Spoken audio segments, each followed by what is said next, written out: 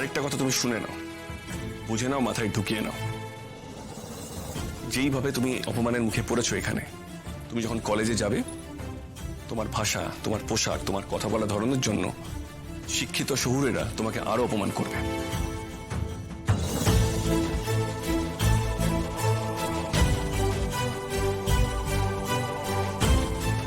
তোমার ইংরেজিতে দুর্বলতার কারণে তোমার অনেক সহপাঠীরা তোমাকে নিয়ে ঠাট্টা করতে পারে। শুধু সহপাঠীরা নয়, এইসব কারণে তুমি তোমার টিচারদের কাছে অপমানিত হতে পারো।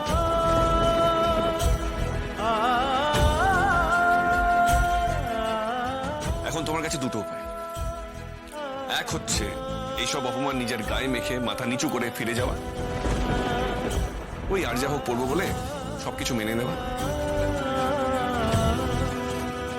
দেখো, আর কিছু পড়া কিন্তু খারাপ নয়, কিন্তু সুযোগ পেয়ে সেটা না নেওয়া, ওটা কিন্তু খারাপ।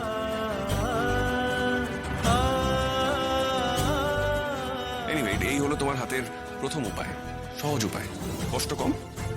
তুমি এটা নিয়ে ভাবতে পারো। আমি তোমাকে আর ডাক্তারি পড়তে জোর করবো না।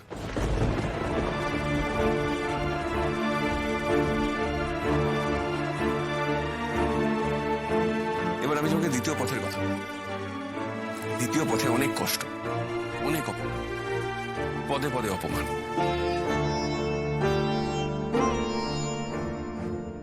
ওই যে বললাম, এখানের অপমান, আর তার থেকে আরো বেশি কলেজের অপমান। তুমি যত এগোবে, যত তোমার কাছে ওরা হারবে, যত ওরা বুঝবে তুমি ওদের সমান বা তুমি ওদের থেকে অনেক ক্ষেত্রে ভালো, ওদের মধ্যে অনেকেই সেটা মেনে নেবে, তোমার অনেক ভালো বন্ধু হবে।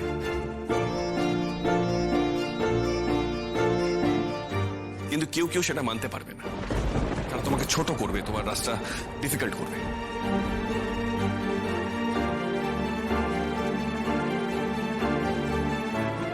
একটা অজগায়ের মেয়ে, যার কোনো শহুরে পালিশ নেই, তার কাছে হারতে তো তাদের মানে লাগবে।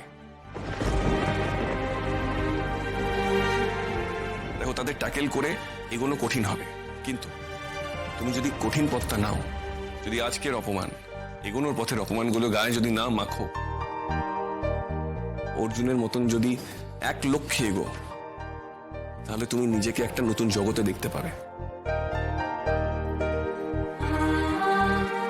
যেখানে তোমার পরিচয় হবে তুমি ডক্টর।